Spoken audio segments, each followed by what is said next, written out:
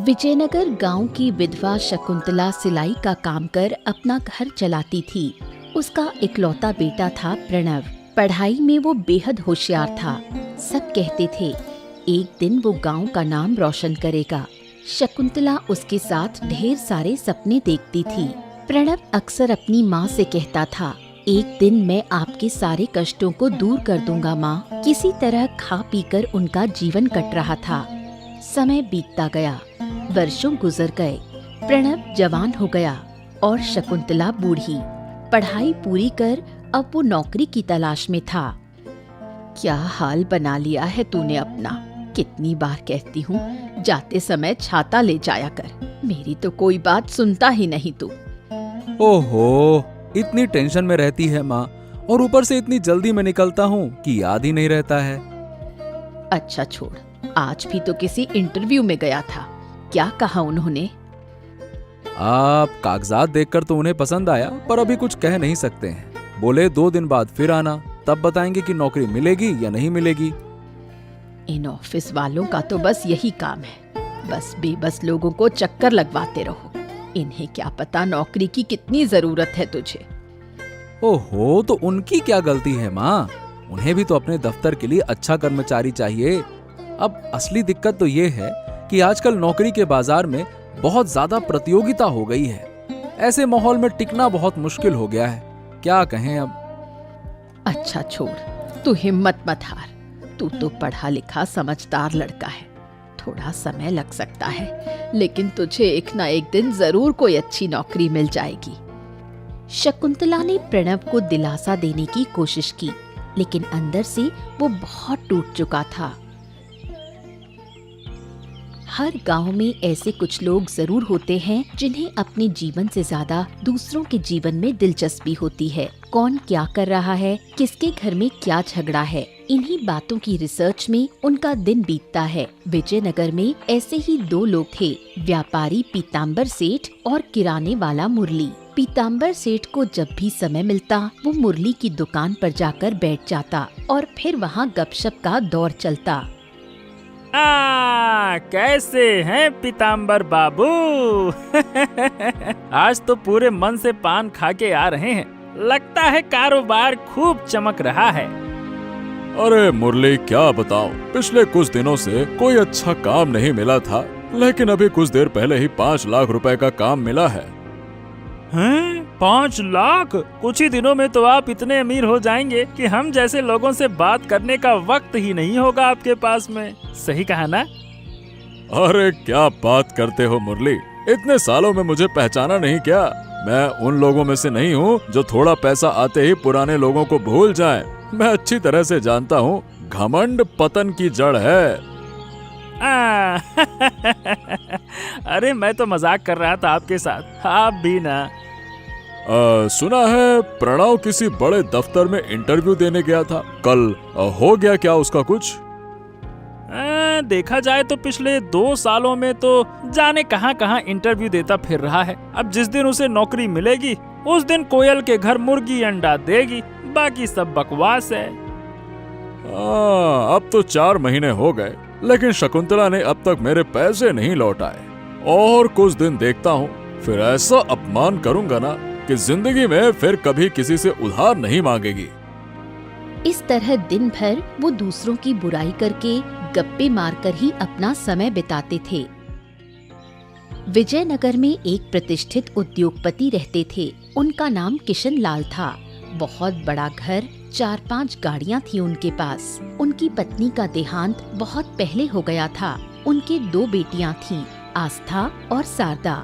पिता की दौलत और रुतबे की वजह से आस्था और शारदा दोनों ही घमंडी स्वभाव की हो गई थीं। वो गरीब लोगों से बहुत बुरा व्यवहार करती थीं। दरअसल किशन लाल खुद भी बहुत खराब इंसान था। गांव के लोगों को ऊंचे ब्याज पर कर्ज देता और जब लोग ब्याज चुका नहीं पाते तो उनका सब कुछ छीन लेता। उसी स्वभाव का असर उसकी बेटियों पर भी था।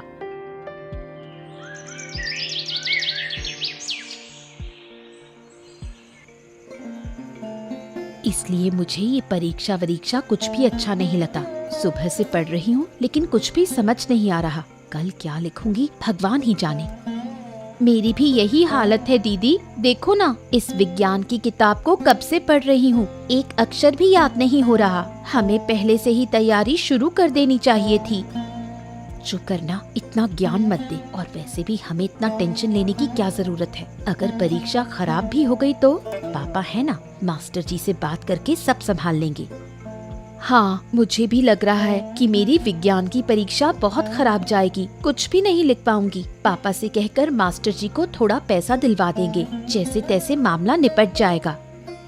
मुझसे अब और नहीं पढ़ा जाएगा, बहुत नींद आ रही है। मैं जा रही हूँ सोने, तू बैठ के पढ़। जब बिना पढ़े ही पास हो सकते हैं तो मेहनत क्यों करनी। रुक, मैं भी चल रही हूँ। पता है, वो भानु हर बार फर्स्ट आता है और मास्टर जी मेरी तुलना उसी से करते हैं। इस बार की परीक्षा खत्म हो जाए, फिर अगर मैंने भानु को कॉलेज से बाहर नहीं निकलवा दिया तो मेरा नाम भी आस्था नहीं। प्रणव बहुत ही सरल और सीधे स्वभाव का लड़का था। कोई उससे बुरा व्यवहार भी करता तो वो जवाब नहीं दे पाता। उसकी इस कमजोरी का फायदा उठाते थे मुरली और पीताम्बर सेठ। क्या रे प्रणव, इस वक्त बाजार में क्या कर रहा है? कहाँ जा रहा है? घर में कुछ सामान खत्म हो गया था, वही लेने आया हूँ। आप लोग कैसे हो? कैसे हो? अच्छा होने की कोशिश कर रहे हैं लेकिन हो नहीं पा रहे हैं। 4 महीने हो गए, अभी तक मेरा 10,000 रुपया लौटाया नहीं है। क्या तेरी माँ ने तय कर लिया है कि मेरा पैसा वापस नहीं करेगी? नहीं काका जी, ऐसा कुछ नहीं है। बस हालात थोड़े खराब हैं। मैं नौकरी ढूंढ रहा हूँ, जैसे ही नौकरी लगेगी मैं आपका सारा पैसा चुका दूंगा, चिंता मत करिए। तू नौकरी ढूंढ रहा है? ये बात तो मैं पिछले 1 साल से सुन रहा हूँ। इस जन्म में तुझे नौकरी मिलेगी ऐसा मुझे तो नहीं लगता। अरे ऐसा काहे कह रहे हैं काका, मैं पूरी कोशिश कर रहा हूँ, बहुत जल्द कोई अच्छी नौकरी मिल जाएगी। यही बहाना बनाकर तेरी माँ ने गांव के कई सारे लोगों से पैसे लिए हैं। क्या तुम लोग सबका पैसा खाकर भागने की सोच रहे हो? हैं? अब देखिए, अभी हमारा समय थोड़ा खराब चल रहा है, लेकिन हम कोई चोर उचक्के नहीं हैं। जितना भी बकाया है सब चुका देंगे। जो लोग 2 हफ्ते की बात करके 4 महीने तक पैसा नहीं देते, उनमें और चोरों में कोई फर्क नहीं होता है, समझ गए? ये आखिरी बार कह रहा हूँ, सिर्फ 1 हफ्ते का समय दे रहा हूँ, वरना कानूनी कार्रवाई करूंगा। लगभग 10 दिन बीत जाते हैं। पीताम्बर मुरली और एक दारोगा को साथ लेकर प्रणव के घर यानी उसकी मौसी के घर के सामने पहुंचता है। वहां पहुंचते ही वो जोर जोर से चिल्लाने लगता है, जिससे प्रणव और शकुंतला बाहर निकल आते हैं। अरे समझ क्या रखा है तुम लोगों ने? चोरी शुरू कर दी है क्या? 2 हफ्ते का कहा था, अब 5 महीने हो गए हैं, अभी तक मेरा पैसा नहीं मिला। काका, मैंने तो आपसे कहा था कि अभी हालात खराब हैं, बस कुछ दिन का और वक्त दे दीजिए, मैं जरूर आपका पैसा चुका दूंगा। अरे क्या बात करते हो? अब और 1 पल का भी समय नहीं मिलेगा। आज ही मेरा पैसा चाहिए, नहीं तो मैं कोई तमाशा कर दूंगा। नालायकों! अरे इन्हें धमकी देने से कुछ नहीं होगा पीताम्बर बाबू। माँ बेटे दोनों को जेल की हवा खिलाइए। दरोगा बाबू हमारे साथ ही हैं। दरोगा बाबू, इन दोनों को अभी के अभी इसी वक्त गिरफ्तार कीजिए। कृपया ऐसा मत कीजिए, अभी मेरे पास पैसे नहीं है, लेकिन कुछ पुराने गहने हैं, आप वो ले जाइए। अगर 2 महीने में भी पैसे ना लौटा पाई तो आप गहने बेच देना। शकुंतला का प्रस्ताव पीताम्बर को मंजूर हो जाता है। वो उसके पुराने गहने लेकर वहाँ से चला जाता है। प्रणव अपनी माँ के गहने वापस लाने के लिए दृढ़ संकल्प करता है। उसे समझ में आ गया कि अगर उसे पैसे कमाने हैं तो नौकरी का इंतजार करना बेकार है। उसे कोई दूसरा रास्ता तलाशना होगा। बहुत लोगों से बातचीत करने के बाद उसे किशनलाल के बारे में पता चलता है और काम की तलाश में वो किशनलाल के घर पहुंचता है। तुम्हें पहले कहीं देखा नहीं, अपना परिचय दो। मेरा नाम प्रणव दास है, मैं दासपाड़ा में रहता हूँ। मैं कई दिनों से नौकरी की तलाश में इधर उधर भटक रहा हूँ। बड़े बड़े दफ्तरों में इंटरव्यू दिए, लेकिन कहीं से भी कोई लाभ नहीं हुआ। किसी ने मुझे नौकरी नहीं दी। आजकल नौकरी का बाजार कुछ अच्छा नहीं है। नौकरी की उम्मीद में बैठे रहना बेवकूफी के सिवा कुछ नहीं है। आज की युवा पीढ़ी होकर ये भी नहीं जानते क्या है? मुझे पता है, लेकिन अपने खुद के व्यवसाय शुरू करने की स्थिति में मैं हूं नहीं, इसीलिए। अच्छा ठीक है, मैं तुम्हारी क्या मदद कर सकता हूँ? अगर पैसे उधार चाहिए तो ब्याज लगेगा, बताओ चुका पाओगे? मैं आपसे पैसे मांगने नहीं आया हूँ। सुना है आपके पास कई कारखाने हैं, अगर उनमें से किसी एक में मुझे काम मिल जाता तो बहुत उपकार होता। इस समय मुझे अपने किसी कारखाने में कामगार की जरूरत नहीं है। देखिए, मैं बहुत उम्मीद के साथ आपके पास आया हूँ, बहुत मुसीबत में हूँ, मुझे एक नौकरी की सख्त जरूरत है, कृपया करके थोड़ी दया करिए ना। अच्छा ठीक है, वैसे मुझे एक ईमानदार लेखाकार की जरूरत है। क्या तुम लेखा जोखा संभाल सकते हो? हाँ, बिल्कुल बिल्कुल, मैं पूरी ईमानदारी से काम करूंगा। हाँ तो ठीक है, तो तुम मेरे आटे की फैक्ट्री में लेखाकार के रूप में काम शुरू कर सकते हो। फिलहाल मैं 1500 रुपए से ज्यादा तो नहीं दे सकता। बहुत संघर्षों के बाद जब आखिरकार प्रणव को नौकरी मिली तो उसकी खुशी का ठिकाना नहीं रहा और वो किशनलाल के प्रति कृतज्ञता व्यक्त करता है। प्रणव को कारखाने में नौकरी मिलने की खबर मुरली और पीताम्बर के कानों तक पहुंची। मुरली हमेशा से प्रणव से जलता था और अब तो ईर्ष्या से तिलमिला उठा। किशनलाल के घर में ड्राइवर के रूप में काम करता था आनंद। मुरली ने उसे खुश करने के लिए कई बार अपनी दुकान से मुफ्त में चीजें खिलाईं ताकि वो प्रणव के बारे में जानकारी ला सके। ए आनंद, ये प्रणव किशनलाल बाबू के किस कारखाने में काम करता है, कुछ पता है तुझे? अब बाबू के तो कई कारखाने हैं, वो किसमें काम करता है ये ठीक से कह नहीं सकता, लेकिन शायद आटे की या फिर चीनी की फैक्ट्री में से किसी एक में हो सकता है। हाँ, बोल तो सही रहे हो। प्रणव को कितनी तनख्वाह मिलती है, इसके बारे में कोनो जानकारी है क्या? अब ये बात तो मैं पक्के से नहीं कह सकता मुरली, हाँ लेकिन इतना सुना है कि जो तनख्वाह मिलती है उससे माँ बेटे का गुजर बसर अच्छे से हो रहा है। जिसे मैंने हमेशा तुच्छ समझा, बेरोजगार कहकर मजाक उड़ाया, वो अब नौकरी पा गया, वो भी किशनलाल बाबू जैसे बड़े आदमी के यहाँ, और मैं सालों से इस पुरानी टूटी दुकान में ही फंसा हूँ। मेरी बात प्रणव से अक्सर होती रहती है। किशनलाल बाबू उसकी ईमानदारी से बहुत खुश हैं। सुना है कि वो धीरे धीरे अपने सारे कर्ज चुका रहा है। बाबू खुश होकर उसकी तनख्वाह भी बढ़ा सकते हैं। क्या बात कर रहा है? ओहो, मतलब जितना भोला दिखता है उतना ही अंदर से चालाक।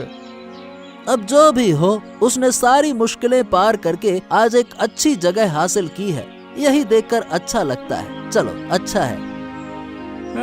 जो लड़का सारी जिंदगी बेरोजगार रहा, वो अब इज्जतदार नौकरी कर रहा है, और मैं अब भी एक मामूली दुकानदार हूँ। अगर उसकी नौकरी छीन कर उसे फिर से सड़क पर ना ला दूं, तो मेरा नाम भी मुरली नहीं। किशनलाल से पीताम्बर सेठ की पुरानी जान पहचान थी। पीताम्बर हमेशा किशनलाल को बहकाकर अपने फायदे के लिए इस्तेमाल करना चाहता था। जब से उसे पता चला कि प्रणव किशनलाल के कारखाने में नौकरी कर रहा है, तब से वो भी मुरली की तरह प्रणव की नौकरी छीनने के पीछे लग गया। वो किशनलाल को प्रणव की बुराई करके किसी भी तरह उसे नौकरी से हटवाना चाहता था। अब देखिए, बुरा मत मानिएगा किशनलाल बाबू, लेकिन मैं आपको बहुत समझदार आदमी समझता था, पर आपने तो बहुत ही बेवकूफी का काम कर दिया। देखिए, जुबान संभाल कर बात कीजिएगा, मेरे साथ आपका कोई मजाक का रिश्ता नहीं है, समझ गए? बताइए क्या बेवकूफी की है मैंने? मतलब ये है कि आपने जिस लड़के को अपने कारखाने में नौकरी दी, वो प्रणव, आप जानते हैं वो कैसा है? अगर जानते होते तो कभी भी उसे इतनी बड़ी जिम्मेदारी नहीं देते।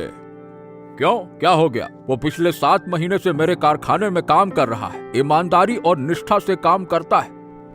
देखा आपने, उसने आपको भी बेवकूफ बना दिया। वो बहुत बड़ा धोखेबाज है। अभी जो ईमानदारी आप देख रहे हैं ना, वो उसका मुखौटा है, वो आपको जाल में फंसा रहा है। क्या? ये आप क्या कह रहे हैं? मुझे तो कुछ भी ऐसा महसूस नहीं हुआ। उसका अभिनय इतना अच्छा है कि आप पहचान ही नहीं पाएंगे, लेकिन जो लोग उसे पहले से जानते हैं वो अच्छी तरह से समझते हैं कि वो कितना बड़ा चालाक चालबाज है। अरे लेकिन ऐसा क्या किया है उसने जो आप इतनी बड़ी बात कह रहे हैं? वो और उसकी माँ शकुंतला देवी गांव के लोगों से समय समय पर पैसे उधार लेते थे, फिर दोनों गायब हो जाते थे। यहाँ तक कि प्रणव पर चोरी का आरोप भी लगा है। अरे तो ये बात आपने पहले क्यों नहीं बताई? अरे जरा अपने कारखाने का हिसाब लगवाइए, देखिए कि अब तक कितना पैसा उसने गबन कर दिया है। सब आपकी आंखों के सामने हो रहा है और आपको खबर भी नहीं है, यही तो बता रहा हूँ मैं। पीतांबर का फैलाया जहर किशनलाल के दिमाग में घर कर गया और अब वो प्रणव को नौकरी से निकालने का मन बना रहा है। कुछ दिनों बाद हर रोज की तरह प्रणव ध्यान से हिसाब किताब कर रहा था और अपने काम में व्यस्त था। तभी अचानक किशनलाल वहाँ गश्त करने के लिए आता है। किशनलाल को देखकर प्रणव आदर पूर्वक उसका स्वागत करता है, लेकिन उसे ये नहीं पता था कि किशनलाल उसे नौकरी से निकालने के इरादे से वहाँ आया है। अरे बाबूजी, आपको इतनी तकलीफ उठाने की क्या जरूरत थी? आप बस बुला लेते, मैं खुद ही आपके घर आ जाता। ये मेरी फैक्ट्री है, जब चाहूँ तब आ सकता हूँ। इसके लिए मुझे किसी से पूछने या इजाजत लेने की जरूरत नहीं है, समझे? मतलब मेरा ऐसा कहने का मतलब नहीं था बाबूजी, कृपया मुझे माफ कर दीजिएगा। प्रणव, मुझे नहीं लगता कि अब तुम्हारी इस फैक्ट्री में कोई जरूरत है। सीधी बात है कि आज से तुम यहाँ बिल्कुल मत आना, समझ गए? हाँ बाबूजी, आप अचानक से ये सब क्यों कह रहे हैं? मुझसे कोई गलती हो गई है क्या? अगर कुछ गलत किया है तो बताइए, मैं उसे सुधार लूंगा, लेकिन बिना वजह के नौकरी से निकालना कहाँ का इंसाफ है? अरे भाई, ये फैक्ट्री मेरी है, यहाँ कौन काम करेगा और कौन नहीं, इसका फैसला करने का पूरा अधिकार मेरे पास है। मुझे तुम्हें वजह बताने की जरूरत नहीं है, समझ गए?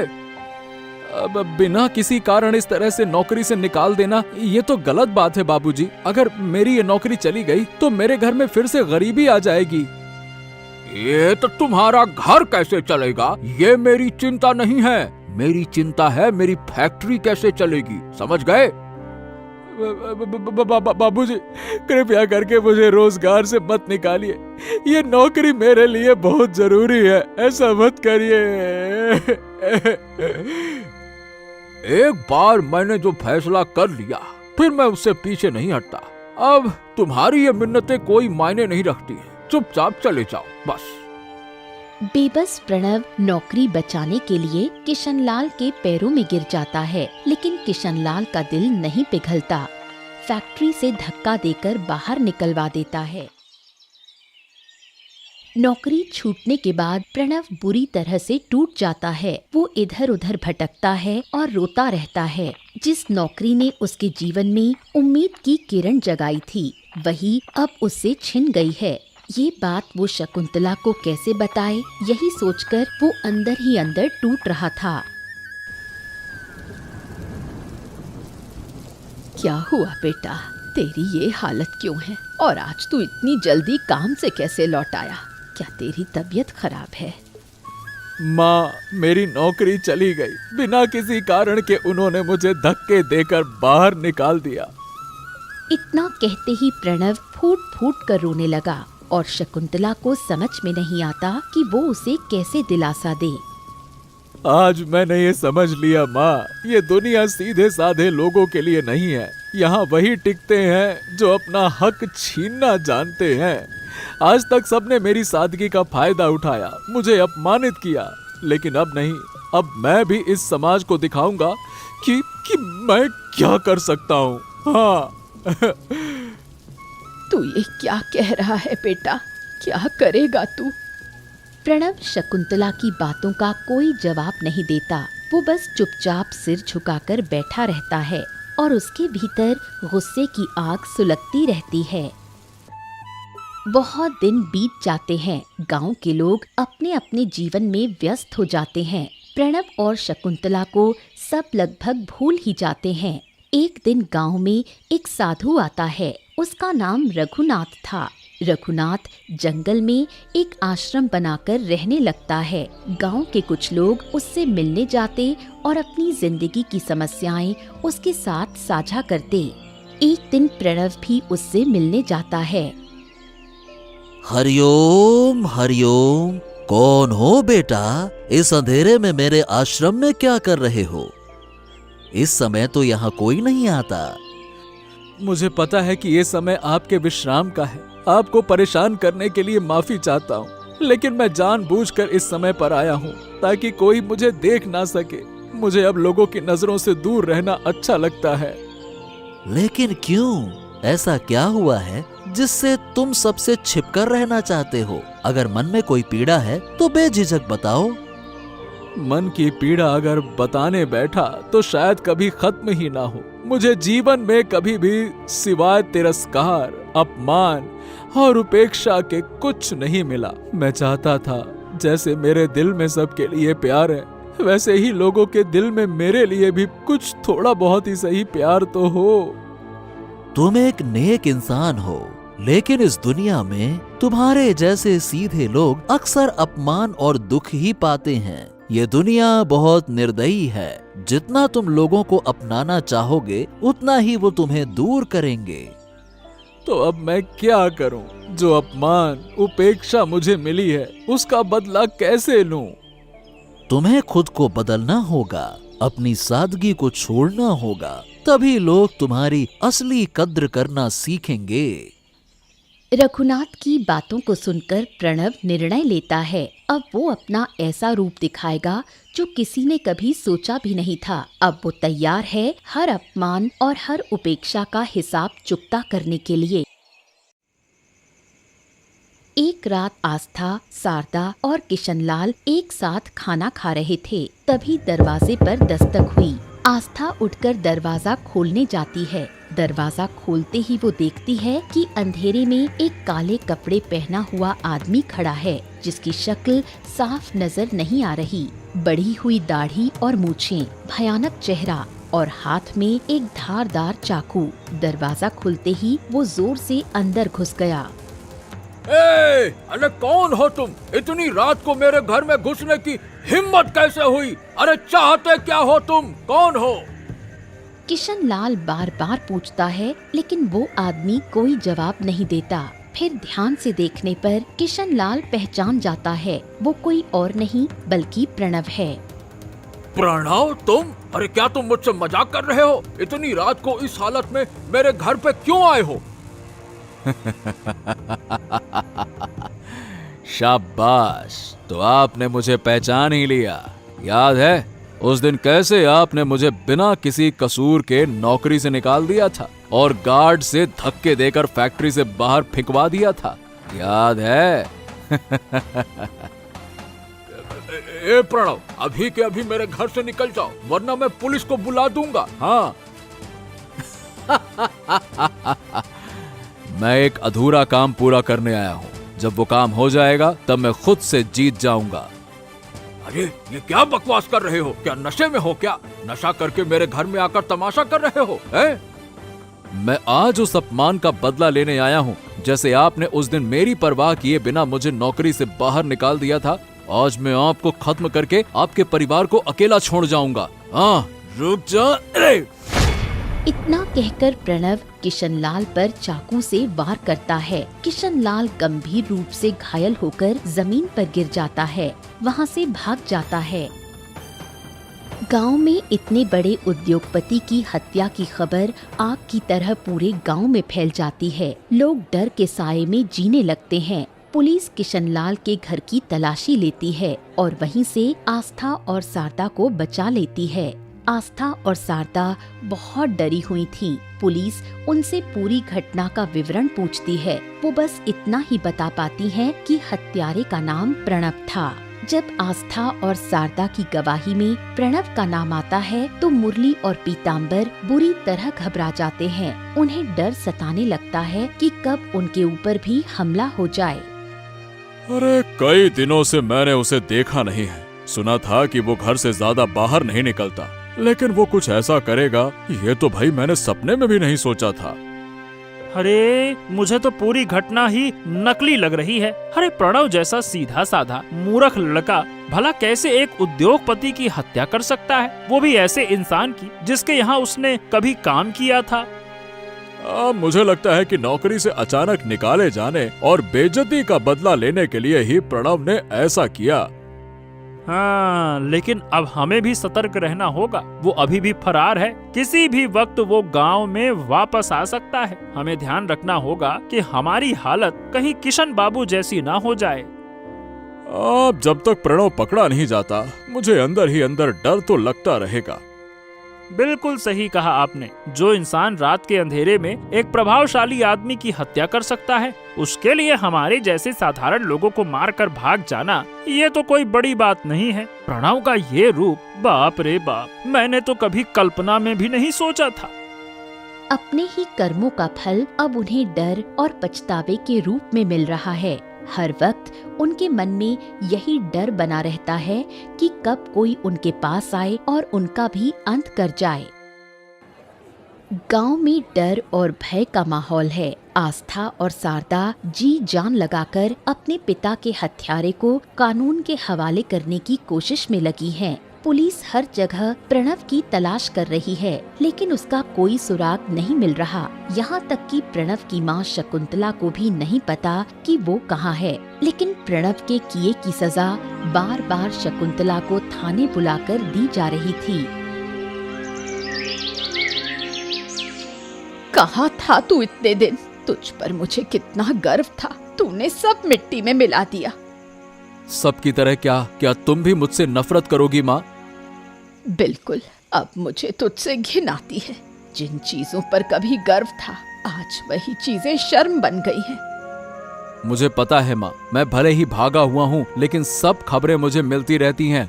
लेकिन जो कुछ मैंने किया उसका मुझे जरा भी अफसोस नहीं है। मैंने बस अपने साथ हुए अपमान और तिरस्कार का बदला लिया है। तो इसका मतलब तू एक इंसान की जान ले लेगा? मुझे शर्म आती है तुझे अपना बेटा कहते हुए।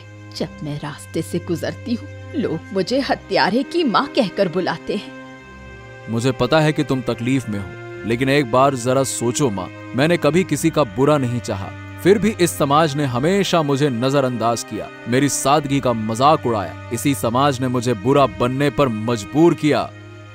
और तूने क्या किया? डकैती को अपना पेशा बना लिया। रात के अंधेरे में घरों में घुसकर लोगों को लूटना, यही तुझे सुकून देता है? ठीक है माँ, अगर तुम्हें ये सब पसंद नहीं है तो मैं डकैती छोड़ दूंगा। मैं फिर से पहले जैसा बन जाऊंगा। लेकिन एक आखिरी काम बचा है, वो मुझे पूरा करना होगा। कौन सा काम? प्रणव किसी सवाल का जवाब नहीं देता, बस हल्की सी मुस्कान के साथ अपनी माँ को प्रणाम करता है और फिर वहाँ से निकल जाता है।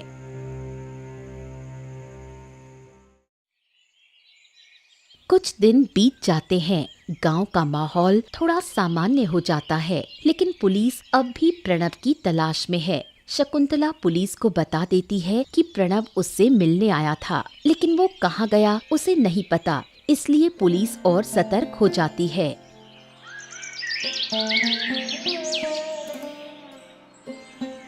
हाँ, पहचाना मुझे पीताम्बर? मैं वही प्रणव हूँ जिसे तूने हमेशा अपमानित किया। देख, तुम्हारे अपमानों ने मुझे क्या बना दिया। देख मैं क्या हो गया हूँ। आज सब मुझे काला डकैत कहते हैं। प्रणव, देखो भाई, देखो, जो कुछ भी मैंने किया था उसके लिए मुझे माफ कर दो। मुझे मतलब मेरी मति मारी गई थी। मैं तुमसे हाथ जोड़ता हूँ, मुझे माफ कर दो। मुझे माफ कर दो। हाँ ठीक है, तुझे मारूंगा नहीं, लेकिन जो कुछ भी है अब वो सब मुझे देना होगा। हाँ ठीक है, जो तू चाहे ले ले, बस मेरी जान बख्श दे। हाँ, माफ कर दे। प्रणव चाकू दिखाकर पीताम्बर से उसके घर की सारी नकदी और गहने जबरन ले लेता है, फिर मुस्कुराते हुए कहता है, अब एक सबसे कीमती चीज लेना बाकी है, और वो है तेरी जान। प्रणव की बात सुनकर पीताम्बर डर के मारे कांपने लगता है। तभी अचानक मुरली और कुछ पुलिस वाले वहां पहुंच जाते हैं और पीताम्बर की जान बच जाती है। प्रणव पकड़ा जाता है। सौभाग्य से आज मैंने तुझे गांव में आते देख लिया था और छिपकर तेरे पीछे पीछे आ रहा था, वरना तो आज तो तू पीताम्बर बाबू की जान ही ले लेता। दरोगा जी, ले जाइए इसको। इस तरह पीताम्बर की जान बच गई। प्रणव के पास से लाखों रुपए और बहुत से गहने बरामद हुए। पता चलता है कि उसने सिर्फ विजयनगर ही नहीं बल्कि आसपास के कई गांवों में भी काला डकैत बनकर लूटपाट की है। वो अपना अपराध स्वीकार करता है और कहता है कि उसे अपने कामों का कोई पछतावा नहीं, क्योंकि समाज की उपेक्षा ने ही उसे ये राह चुनने पर मजबूर किया। लेकिन जिन निर्दोष परिवारों पर उसने अत्याचार किया उनसे वो माफी मांगता है। सब लोग अपने सामान्य जीवन में लौट जाते हैं। प्रणव की जिंदगी जेल की 4 दीवारी में सिमट जाती है और उसकी माँ शकुंतला वो बेबस और अकेली रह जाती है। बीमार शरीर और समाज की तिरस्कार भरी नजरों के साथ उनका जीवन धीरे धीरे कटता जाता है।